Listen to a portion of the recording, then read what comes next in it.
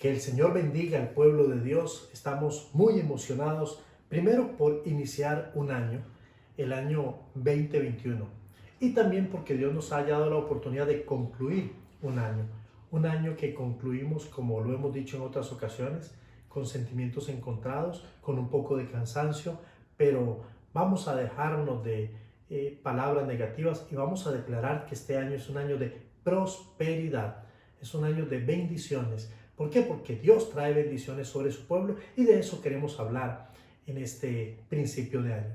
¿Qué le parece si me acompaña en una palabra de oración? Estamos aquí, hemos comenzado, pronto vamos a tener nuestros cultos presenciales y también espero los días domingos, una oportunidad para que usted y yo podamos vernos, podamos glorificar el nombre del Señor, pero sobre todas las cosas, poder estar en familia como el Señor lo desea, lo demanda, de una manera física. Sabemos que muchos de ustedes lo extrañan, al igual que nosotros, y vamos a ser muy cuidadosos. Y en este momento vamos a aprovechar y vamos a bendecir a todos aquellos nuestros hermanos, nuestra familia, que están atravesando algún momento difícil en cualquiera de las posibilidades que sea. Acompáñenme, tengamos una palabra de oración. Hoy es un día, como estos días, son días de frío. Estamos aquí medio protegidos, pero damos gracias a Dios por poder estar juntos. Vamos a orar y entramos en una nueva experiencia de estudio de la palabra del Señor. Padre, quiero darte gracias porque es un privilegio estar en tu casa. Es un privilegio leer el texto de la palabra del Señor y con gozo, con ánimo, celebrar a Cristo, al Cristo que nos ha bendecido desde antes de la fundación del mundo. Quiero darte toda la honra. Quiero darte toda la gloria. Hoy, en el inicio de un año, también iniciamos un periodo de estudio bíblico y quiero que tú traigas sobre cada familia bendición hasta que sobreabunde. Quiero pedirte que esa bendición que ha sido dada pueda manifestarse en nosotros ya de una manera clara, evidente. Algunos de nuestros hermanos o familiares se encuentran enfermos, hermanos fuera de nuestro país, hermanos en Panamá, hermanos en otros países, Nicaragua, Estados Unidos, pues pedimos que tú traigas una bendición de lo alto. La honra, la gloria es para ti. Aceptamos lo que es nuestro y reconocemos lo que somos en Cristo Jesús. Ahora, Padre, déjanos, por favor, transmitir la sabiduría que viene de lo alto a través de instrumentos imperfectos como lo somos nosotros. Honra, gloria y honor sean dadas al Padre de los cielos. Oramos en el poder del Espíritu Santo y en el nombre de Cristo Jesús, nuestro Señor y Salvador. Amén y amén. ¿Está listo de verdad para estudiar la palabra del Señor?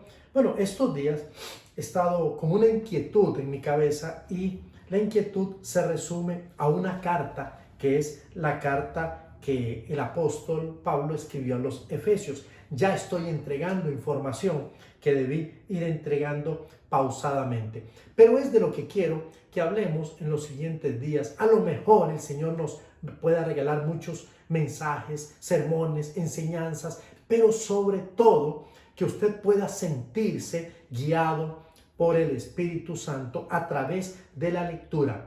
Vamos a dejar algunas tareas y, como siempre, la tarea es para nuestro propio beneficio y el que la hace se beneficia y es bendecido.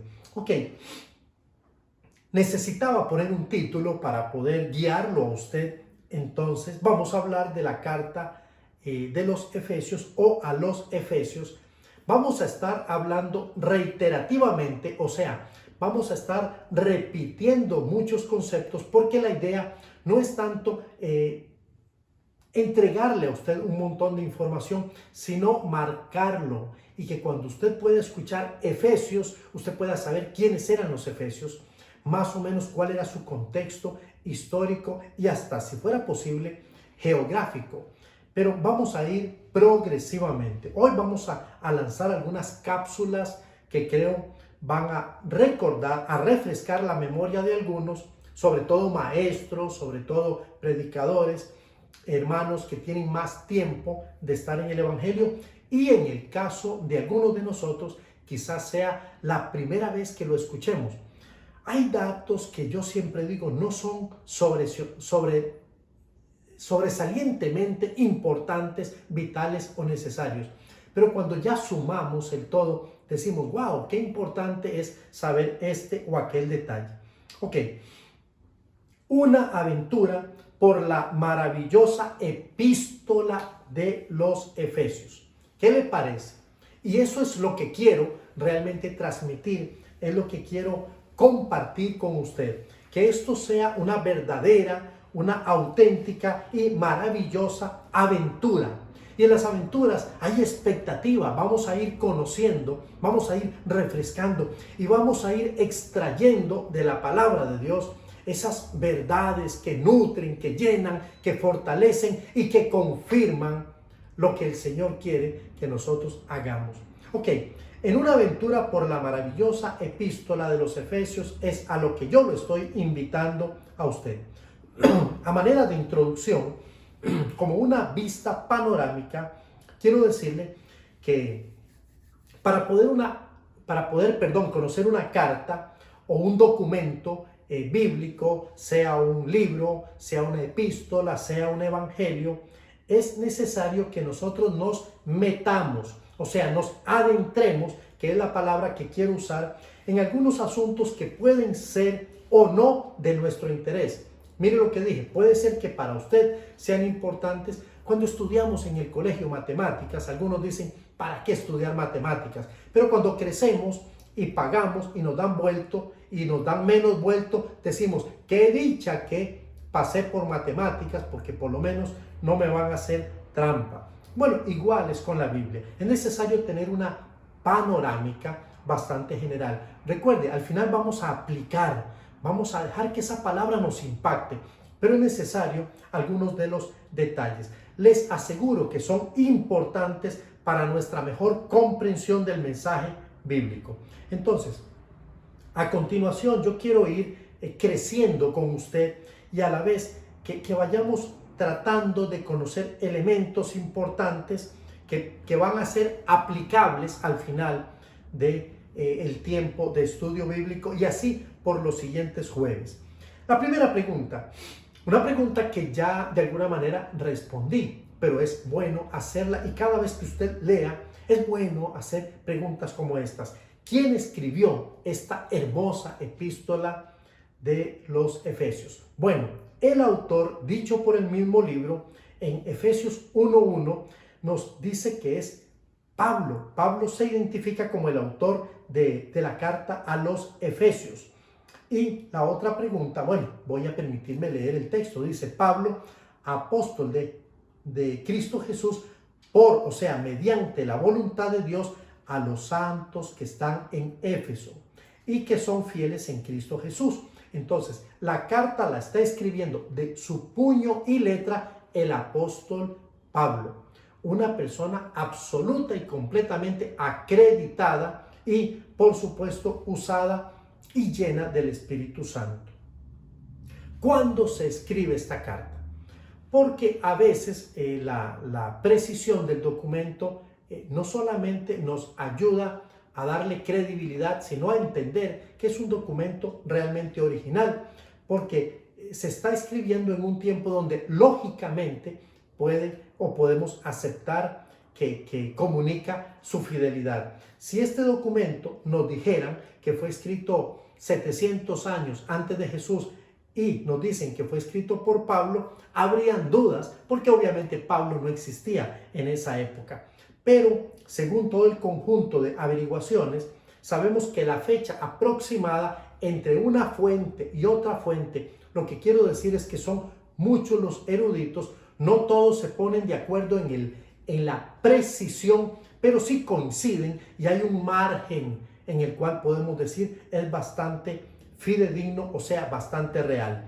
Y el margen es entre el año 60 después de Cristo y yo tengo aquí en mi nota 63, pero alguna fuente dijo y el año 64. No importa donde usted pueda ver la información, entonces usted puede decir entre el año 60 y 64 fue escrito o escrita esta carta.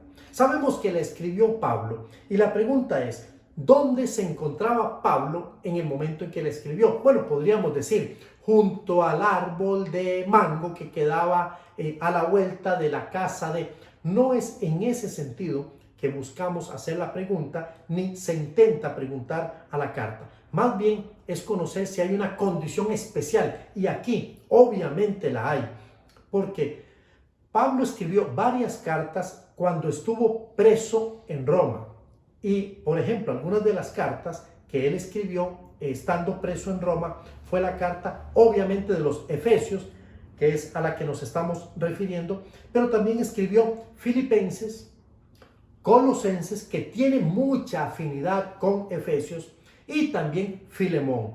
Las 4 cartas fueron escritas desde la prisión, estando Pablo en la cárcel. Imagínese usted en esa condición, ¿qué grado de inspiración podía haber? Pues lo hubo, y lo hubo de parte del Espíritu Santo.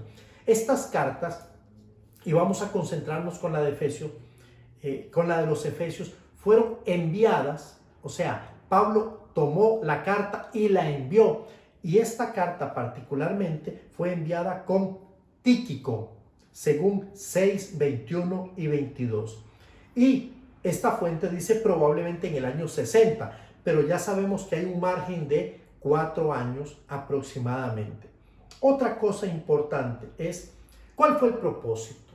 O sea, ¿por qué? ¿Por qué o para qué escribir una carta como la hermosa y maravillosa carta a los Efesios?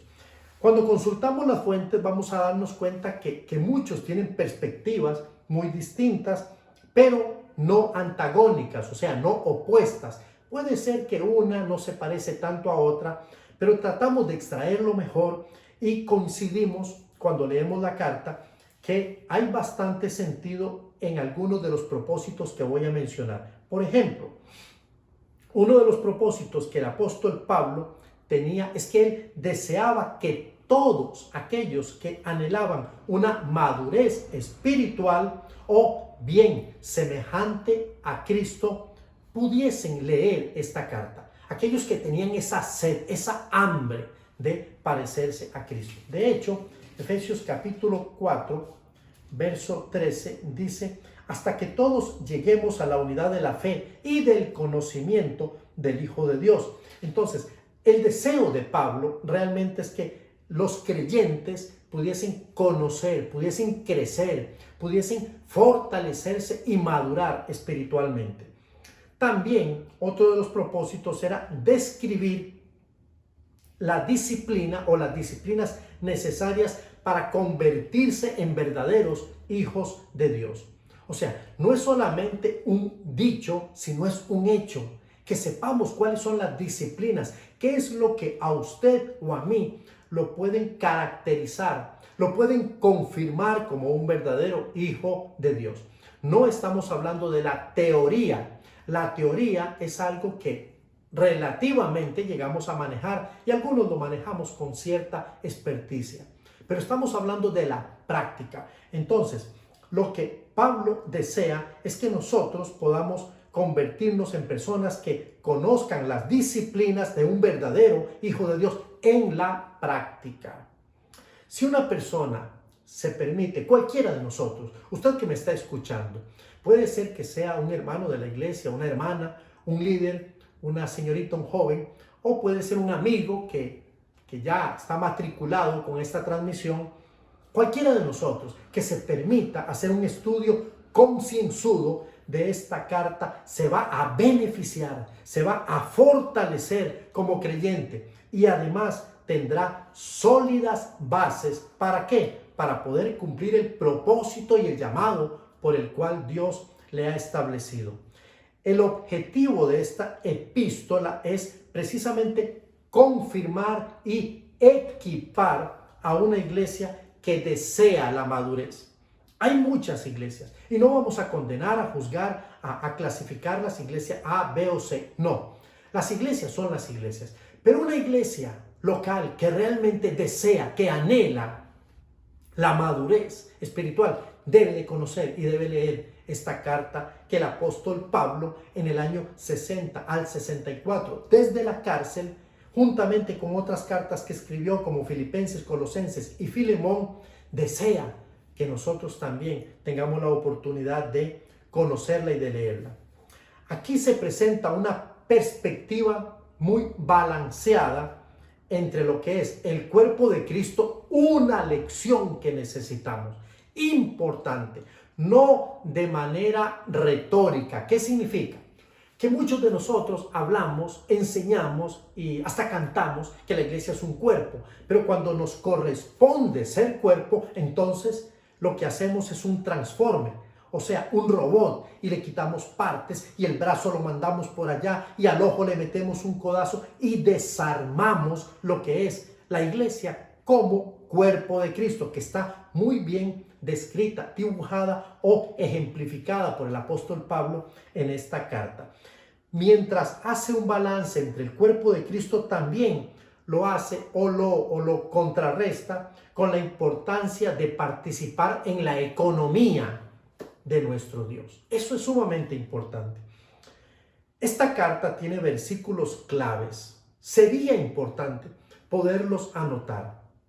Yo voy a tratar de poderlos leer, pero quiero ser pausado, darle tiempo a usted. Si usted tiene por allí un bolígrafo, tiene un pedacito de papel, sería interesante que usted no solamente los escriba, sino que en su Biblia usted los subraye, los marque, porque en algún momento eventual, cuando usted pase por la carta, usted va a decir, este versículo es importante. No solamente importante, es clave, y los versículos claves son aquellos que tienen en sí mismo sentido completo. Recuerde que un versículo tiene que estudiarse en su contexto. No podemos extraerlo del contexto. Pero normalmente los versículos claves tienen la capacidad de comunicar la idea tomando en cuenta ya el concepto general que hay a su alrededor en los diferentes contextos. Primer versículo clave, y hoy lo vamos a trabajar un poquito, es 1:3. Mire qué lindo, dice: bendito sea el Dios y Padre de nuestro Señor Jesucristo, que nos bendijo con toda bendición espiritual en los lugares celestiales en Cristo. Qué hermoso. Otro verso que es clave también es Efesios 2:8 y 9. Cuando yo lo comience, muchos de ustedes van a decir, lo conozco. Y sobre todo, si ha tenido la oportunidad de compartir el Evangelio en estos últimos días. Porque por gracia sois salvos por medio de la fe. Y esto no de vosotros, pues es don de Dios. No por obras para que nadie se gloríe. Porque somos hechura suya, creados en Cristo Jesús para buenas obras, las cuales Dios preparó de antemano para que anduviésemos en ellas. Hermoso texto clave.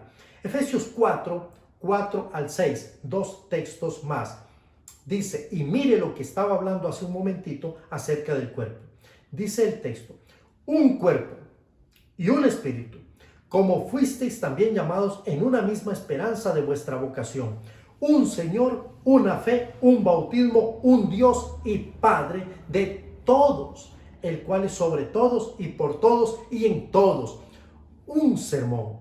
Si usted me deja, yo me inspiro y ya comenzamos a construir un sermón. Bueno, es una tarea que usted puede hacer también en casa.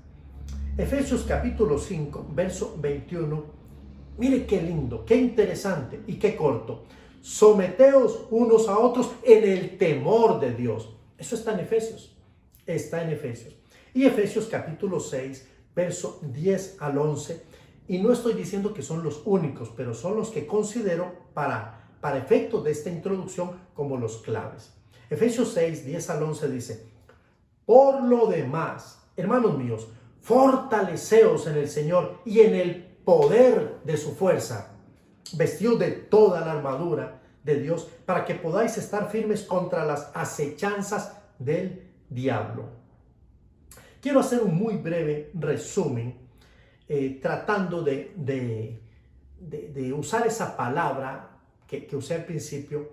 Reiterativamente estaremos dando este tipo de información para que a lo largo del tiempo que estemos estudiando Efesios, usted pueda recordar detalles. ¿Quién escribió Efesios? ¿En qué año fue? Efesios, ¿qué era Efesios? ¿Quiénes vivían allí? ¿Por quiénes o por qué? ¿O qué nacionalidades, qué grupos étnicos estaba compuesto este lugar o la iglesia que se fundamenta o se establece en Éfeso?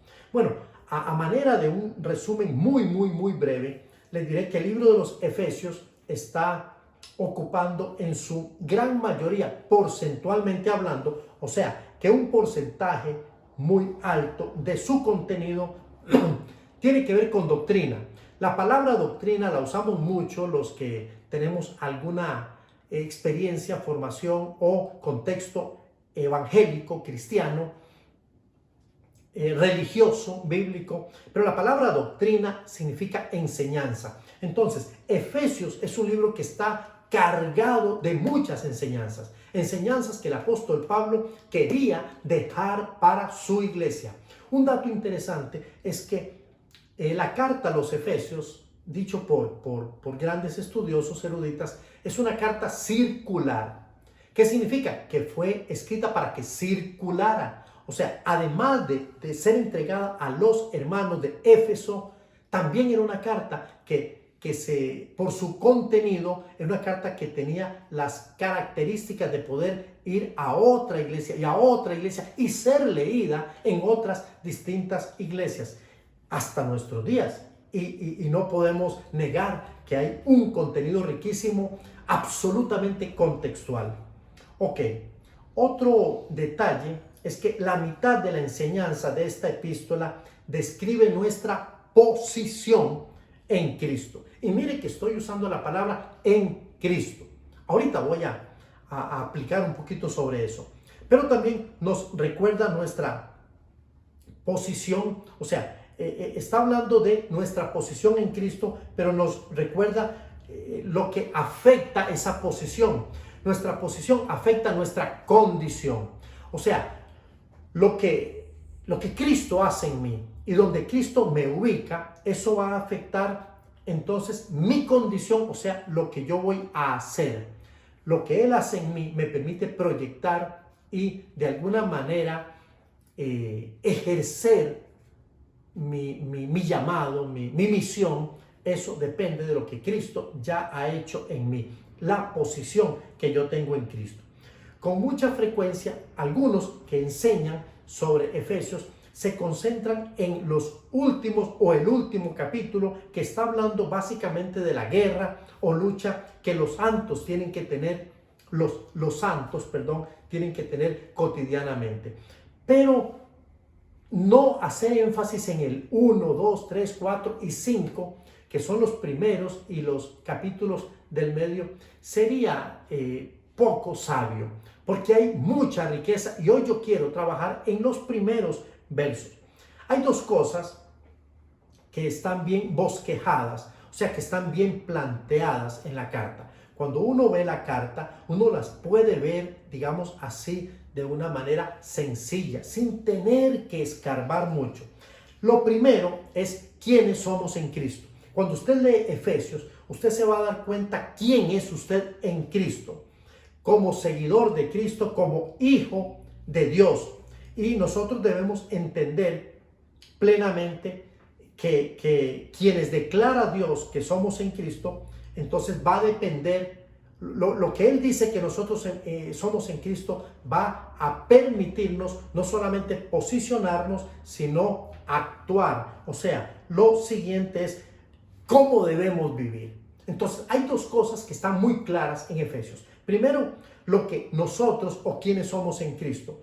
Cuando digo quienes somos en Cristo, es porque aparecerá aproximadamente, escuche, aproximadamente 31 veces o 31 veces en distintos versículos, o sea, en 31 versículos aparece en Él, en el amado, en el Señor, en Dios, en Cristo.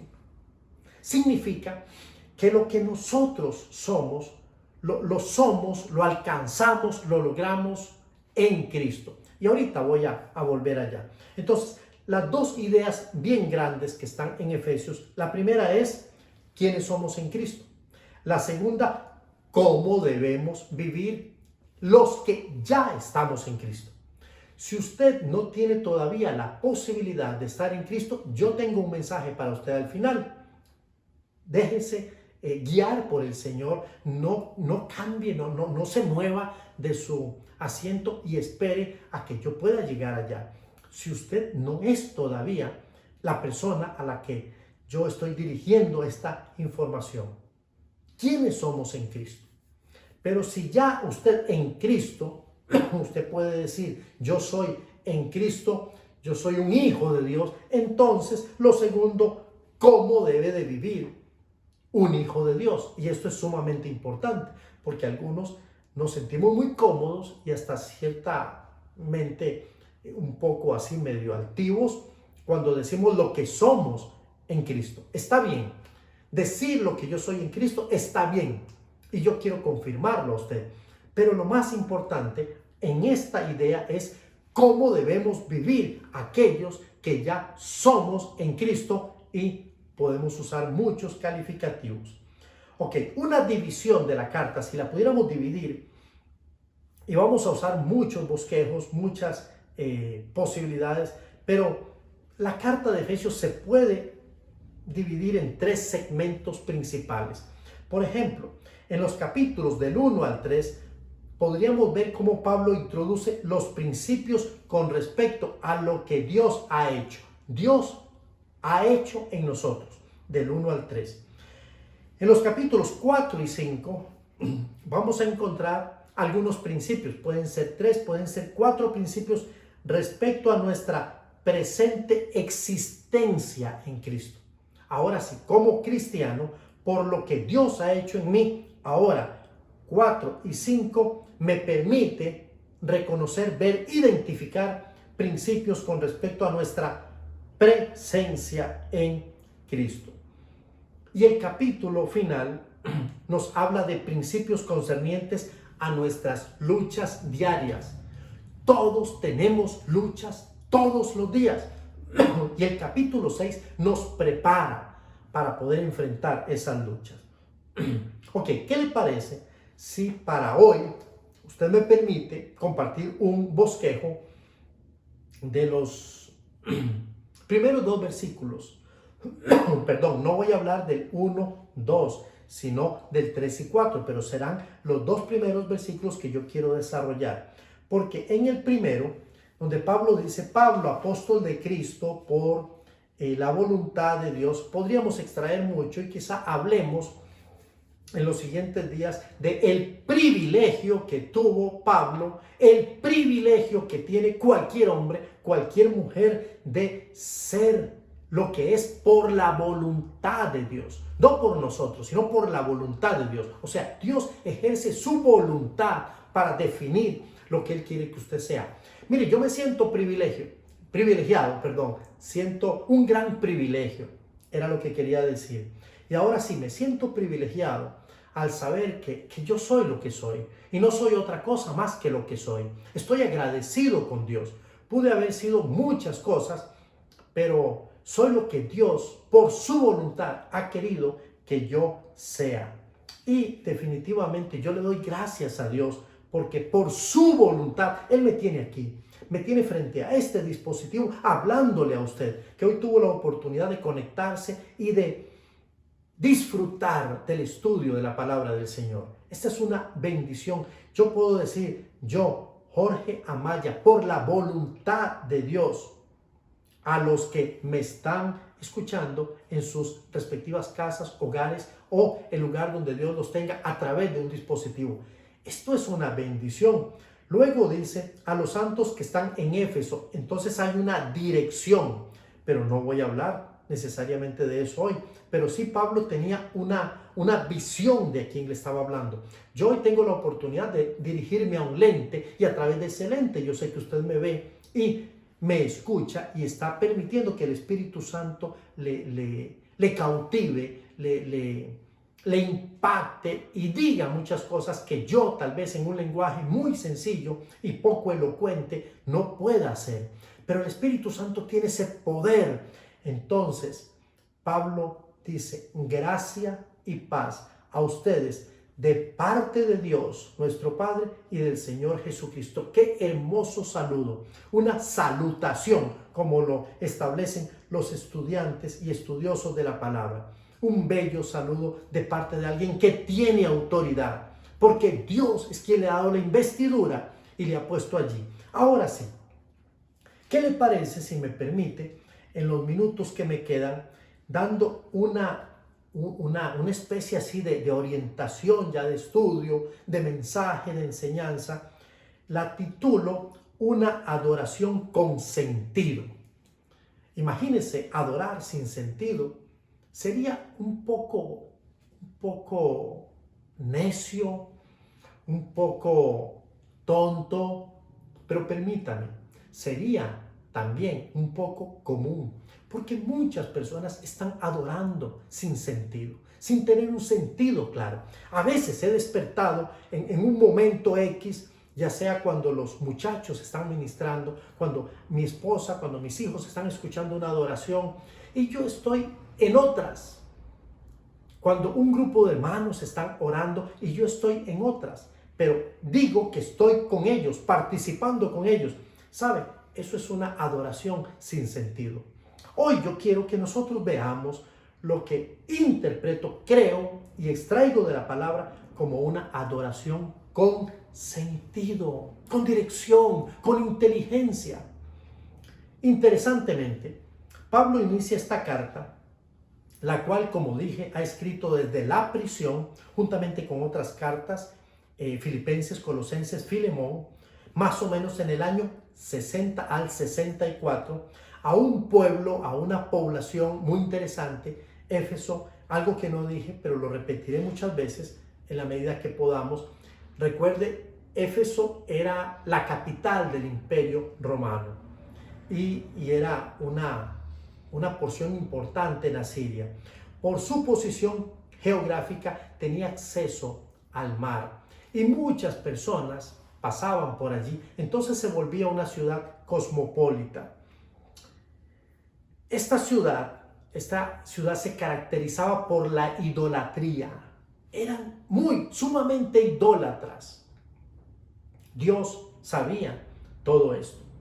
Cuando Pablo inicia esta carta, que lo hace desde la prisión, él desea que el culto a Dios y enseñarnos que el culto a Dios es la más santa y principal actividad de la iglesia. Por eso Pablo termina diciendo que es vuestro culto racional en Romanos capítulo 12, verso 2. Que presentéis vuestros cuerpos en sacrificio vivo, santo, agradable a Dios, porque ese es nuestro culto inteligente, nuestra adoración inteligente. Bueno, Pablo está queriendo decir, la principal actividad de la iglesia es la adoración. Existimos para adorar a Dios y evangelizamos para que más personas se sumen a la adoración. No es un secreto que en nuestra cultura latinoamericana la adoración tiende a ser más rítmica, más de movimiento, más emotiva, más en el espíritu, digamos, que en la parte racional. A veces adoramos con poco entendimiento. No estamos entendiendo realmente o a quién adoramos o por qué adoramos. Estoy hablando muy generalmente.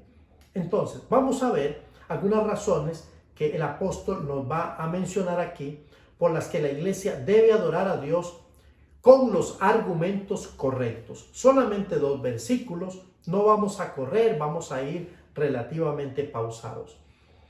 Primero, porque nos ha bendecido en Cristo Jesús. Dígame si no es una buena razón. ¿Sabe? Al concluir el año 31, eran como las 3 de la tarde, 4 de la tarde, yo hablaba con Dios y yo le decía, papá, permite que llegue las 12, aunque ya en Australia y en otros países ya era el 2021. Yo le decía, Señor, permítenos que podamos terminar este año en paz. Que no haya nada que distorsione, que altere, que accidente más lo que ha sido este año. Y Dios nos da la bendición de poder concluir el año 2020. Algunos dicen es un tema nada más de trámite.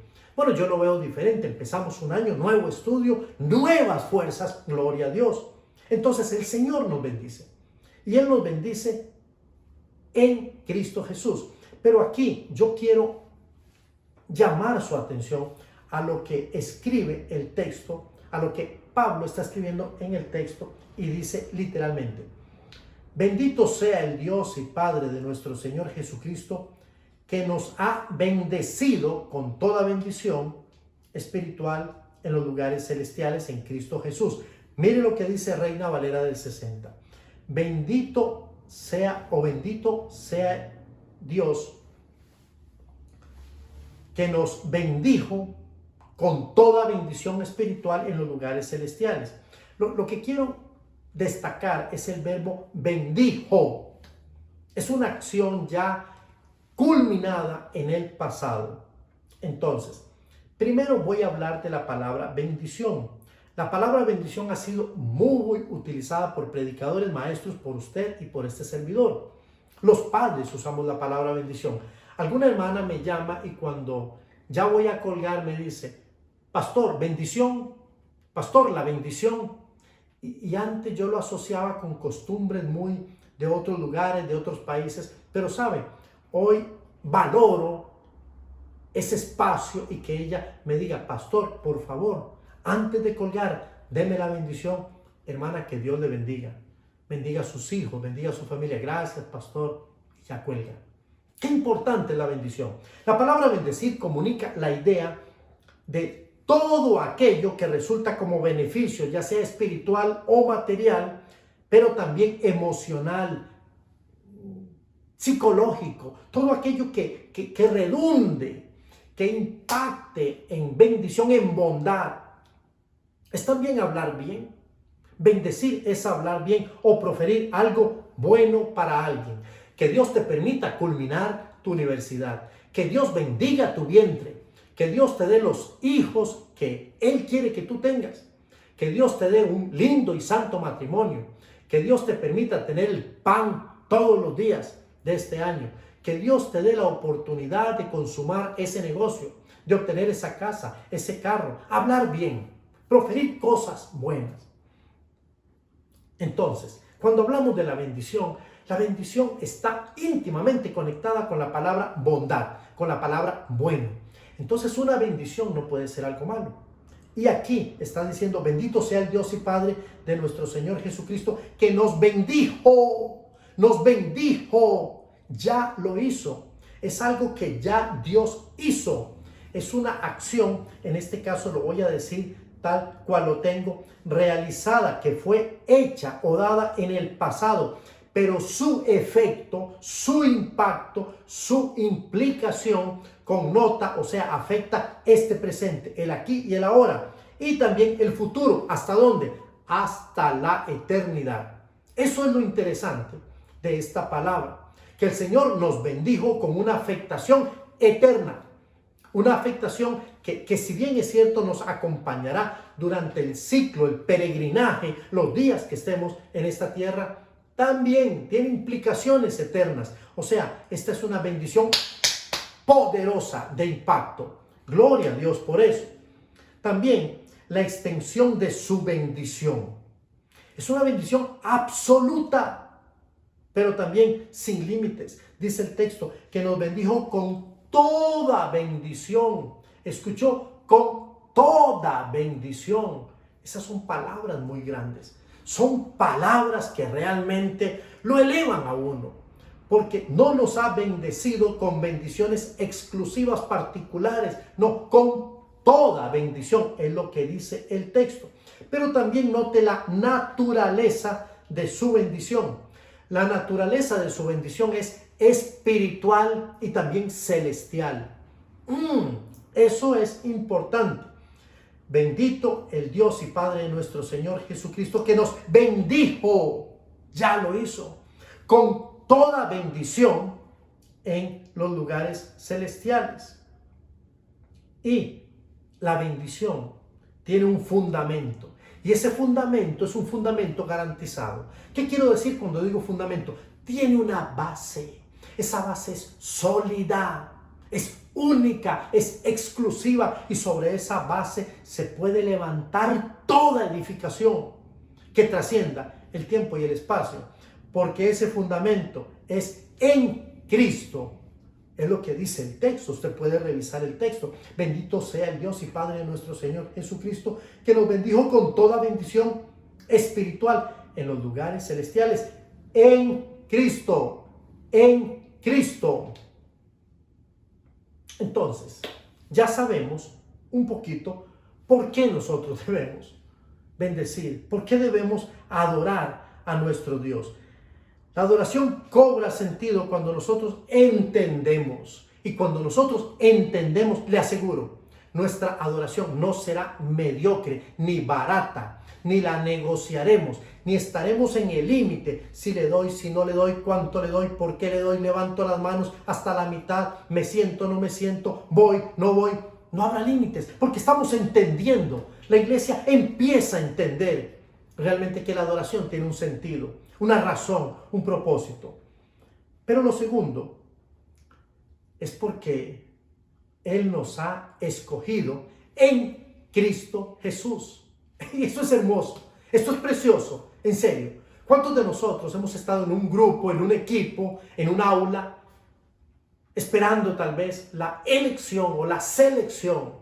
Vamos a escoger, comienzan a ver, vamos a escoger a una persona para otorgarle, para darle, para bendecirlo. Imagínese eso. Vamos a escoger y usted está diciendo a mí, a mí, a mí. Y si fuera una rifa, usted está diciendo el 37, con la serie. No es ni una rifa, ni es nada al azar. La Biblia dice que Él nos ha escogido en Cristo Jesús. Dios nos escogió. Cuando hablamos de la doctrina de la predestinación, muchos se hacen bolas tratando de encontrar una quinta pata al gato. No, esto es sencillo. Dios nos escogió en Él. Dice el texto, porque Dios nos escogió en Cristo. Entonces, ¿en quién nos escogió? En Cristo. La palabra en significa sobre o dentro. Entonces, somos escogidos dentro o sobre Cristo. Aquí el tema no es usted ni soy yo. El tema es Cristo.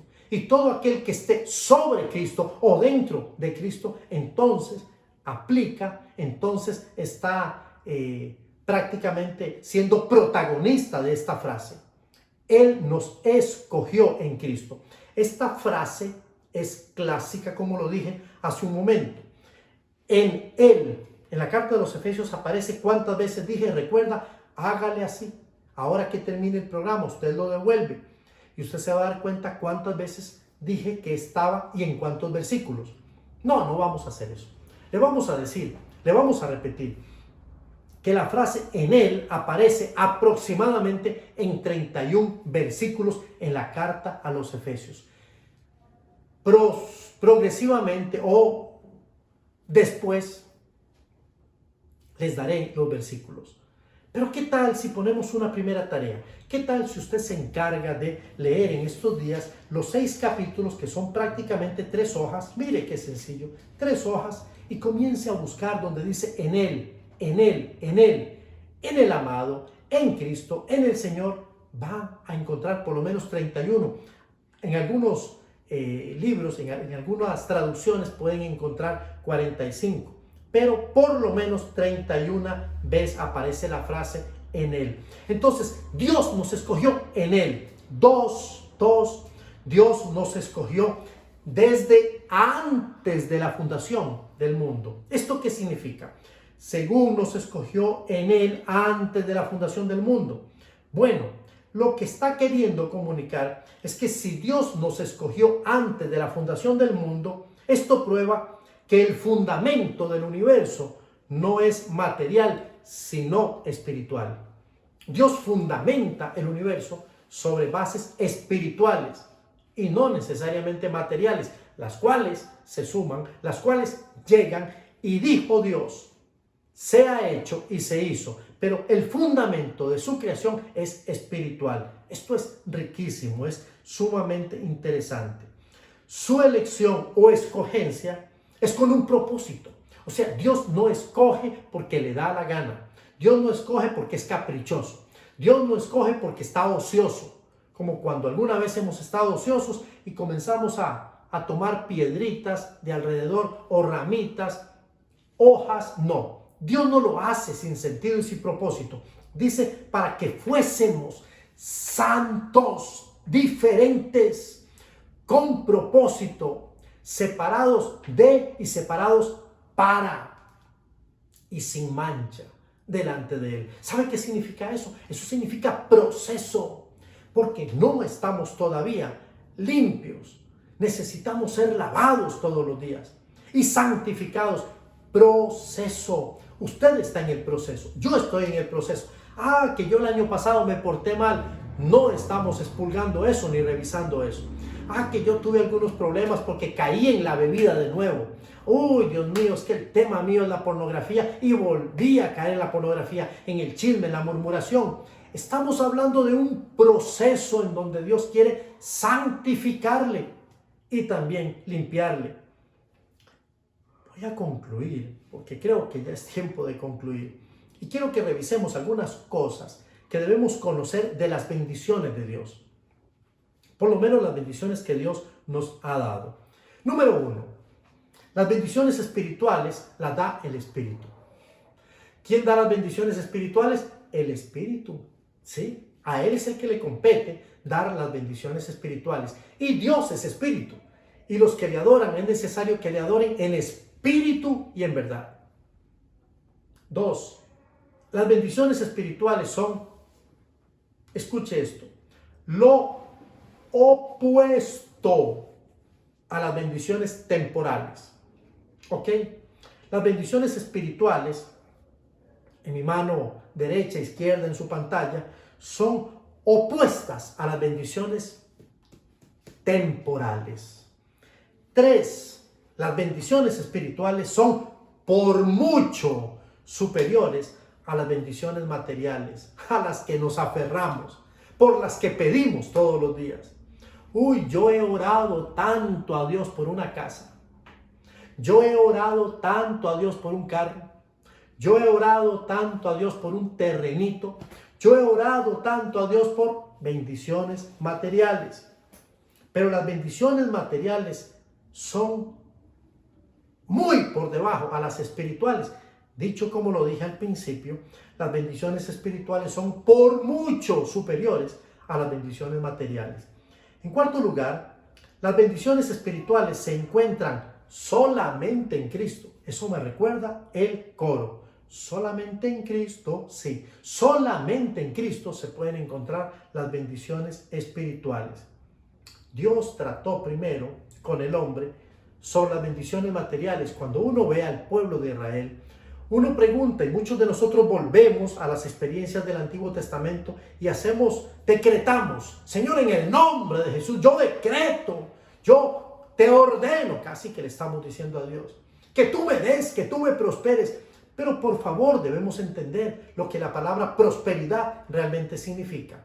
Prosperidad no tiene que ver con elementos netamente materiales, temporales, que están circunscritos a una periodicidad en donde tienen un inicio y también su caducidad, porque se pudren, porque se corroen. Eso no es prosperidad.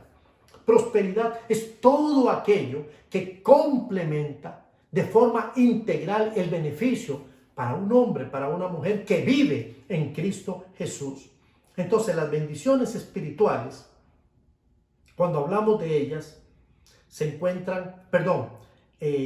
fueron dadas a los hombres en un momento dado, a un pueblo, al pueblo de Dios, y Abraham fue prosperado, y Job fue prosperado, y fueron prosperados materialmente. Pero ¿qué pasó? Dios tuvo que tratar con el hombre sobre las bendiciones materiales, porque el hombre tenía que aprender varias cosas. Y tal vez usted y yo tenemos que aprender esas mismas cosas. ¿Qué cosas tenemos que aprender? Bueno, que una herencia terrenal no perdura. No perdura. Dice Mateo, capítulo 6, verso 19 al 21. No os hagáis tesoros en la tierra, donde la polilla y el orín corrompen, y donde ladrones minan y hurtan. Más bien, haceos tesoros en el cielo, en el cielo, en el cielo. Sí, señale hacia el cielo, señale hacia arriba, como le enseñamos a los niños. ¿Dónde está Dios? Y señale hacia el cielo. Entonces preocúpese por hacer realmente tesoros en el cielo, donde ni la polilla ni el orín corrompen ni corroen, y donde ladrones no minan ni hurtan, porque donde estuviere vuestro tesoro, allí también estaría vuestro corazón, dice el Señor. Entonces, lo primero que el Señor quiere decirnos es que una herencia terrenal, material, porque si es terrenal, tiene que ser material.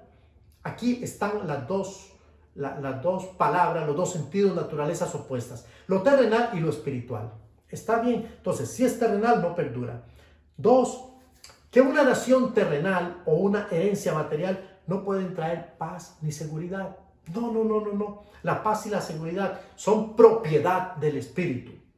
Son naturalezas opuestas, como lo acabo de decir. La naturaleza terrenal, que es pasajera y corruptible, y la que nos da el espíritu, que es de carácter eterno. El hombre tiene dentro de sí un sentido natural de egoísmo, materialismo, codicia, que tiene que someterlo al Espíritu Santo. Esas lecciones son, primero, antes de recibir cualquier tipo de bendición, en este caso, también llámese material. El hombre necesita experimentar una nueva naturaleza para disfrutar de las bendiciones eternas. Es lo que nos está enseñando el apóstol Pablo a través de la carta de los Filipenses. Entonces yo quiero concluir recordando unas palabras también de Pablo cuando dijo a los Corintios en su segunda carta, capítulo 5, verso 17, de modo que si alguno está en Cristo, está en Él, está en Cristo o en Cristo, nueva criatura es. Y si es nueva criatura, es digna de gozar de todas esas bendiciones. Pero recuerde, usted tiene que trabajar y preocuparse por las bendiciones espirituales. ¿Qué nos va a deparar este año? Bueno, yo a ciencia cierta no lo sé, pero le puedo decir que tengo una expectativa increíble de que Él traerá bendiciones hasta que sobreabunden. Pero yo estoy preocupado por las bendiciones espirituales porque son eternas, porque son contrarias a toda bendición temporal que pasa y se acaba. Muchas veces un carro, en vez de ser una bendición, termina siendo un problema, termina siendo un dolor de cabeza.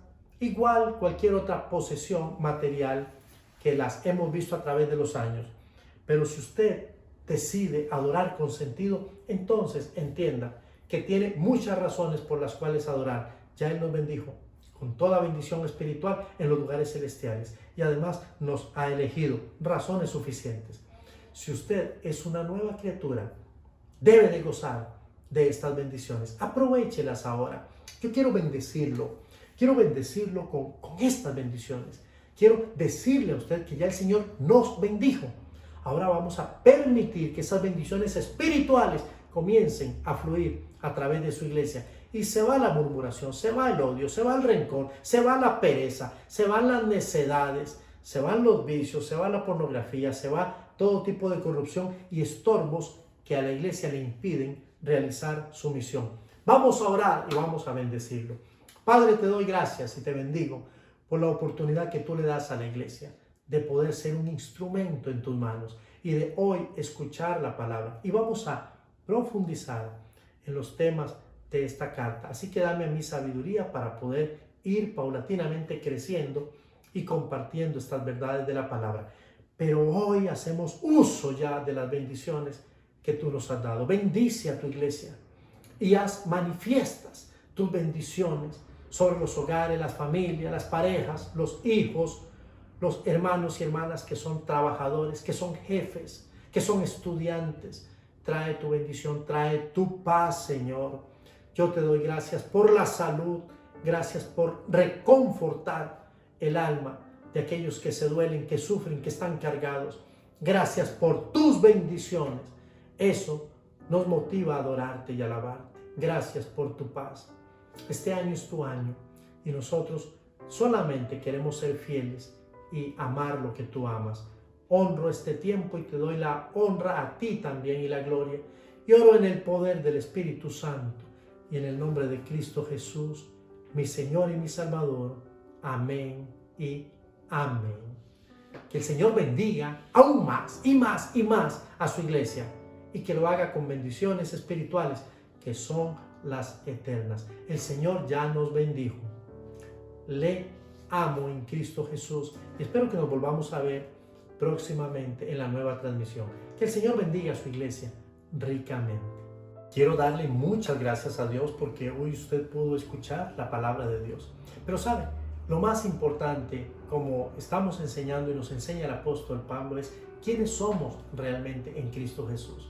¿Usted se ha hecho esa pregunta? ¿Quién es usted en Cristo Jesús? La Biblia enseña que todos nosotros somos pecadores.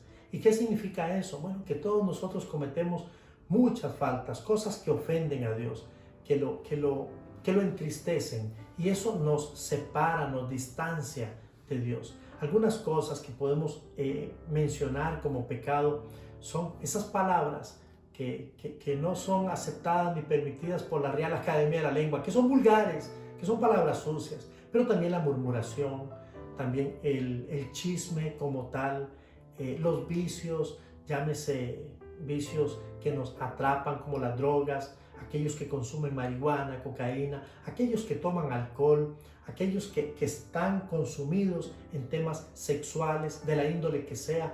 Puede ser que se sienta atraído por su mismo sexo o que se sienta atraído por el sexo opuesto, pero en gran escala, y se permita ir de mujer en mujer, de hombre en hombre. Todo eso es pecado. Todo eso impide que nosotros podamos acercarnos a Dios y que podamos realmente ser quien Él quiere que seamos en Dios. La Biblia dice: mas a todos los que le recibieron, a los que creen en su nombre, le dio potestad, le dio el derecho de ser hechos hijos de Dios. Y Él quiere que usted sea un hijo de Dios, pero todo lo que he mencionado a usted lo aparta, como nos aparta a nosotros de Dios. Entonces necesitamos primero reconocer que eso existe, que es feo y que existe y que nos separa de Dios. Sí, se llama pecado. Todo lo que he mencionado que esté en contra de la voluntad de Dios ofende a Dios y nos distancia. Necesitamos pedirle perdón a Dios, arrepentirnos y volver nuestra cara, nuestro corazón a Dios y decirle: yo quiero que tú seas mi Señor y mi Salvador, porque yo sé que tú has perdonado mis pecados cuando moriste en la cruz, y yo quiero aceptar la salvación hoy y el perdón de mis pecados. Para eso yo quiero animarle a que usted haga una oración conmigo. Por favor, este es el tiempo suyo. Es el tiempo donde nosotros como iglesia nos permitimos orar y pedir: Señor, que las personas que escuchen esta palabra se vuelvan a ti. Nosotros pedimos que otros amigos, compañeros como usted se sumen y vean esta transmisión y puedan hacer esta decisión importante, entregarle su corazón a Jesús, y entonces en Él ustedes ser salvos como nosotros también. ¿Quiere hacer esta oración conmigo? Repita, por favor, después de mí. Señor, quiero darte gracias porque hoy me has enseñado de que si hay pecado en mi vida, voy a estar separado de ti. Y si tú no me perdonas mi pecado, el que yo no logre presentar porque no me arrepiento, no voy a ir al cielo, no voy a tener vida eterna. En este momento reconozco que soy un pecador.